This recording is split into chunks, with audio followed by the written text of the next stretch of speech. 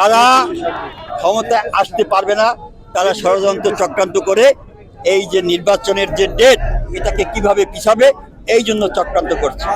আমাদের দাবি, বাংলাদেশে এখনকার যে পরিস্থিতি খুবই খারাপ পরিস্থিতি, এই যে ইন্টেরিয়র গভর্নমেন্টে যারা আছেন তারা কোনো কিছুই সামাল দিতে পারছে না।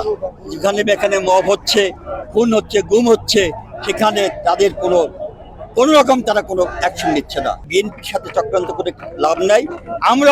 আমরা পায়ে পাড়া দিয়ে কোনো কারোর সাথে ঝগড়া করতে চাই না। এই জুলাই আগস্টের আন্দোলনে বিএনপি এই আন্দোলন দীর্ঘ 17 বছর যাবৎ করে আসছে এবং সেখানে এসে আজকে এখানে এই অবস্থায় এসেছে। অন্যান্য দল যারা এই আন্দোলনে ছিল তাদেরকেও আমরা সাধুবাদ জানাই। বিএনপি দল মত মিশেছে সকলকে নিয়ে আগামীতে একটি সুন্দর সুষ্ঠু নির্বাচনের আমরা আশা করি। একটি নির্বাচিত সরকার ছাড়া এ দেশ কোনো রকমেই শৃঙ্খলা আসবে না।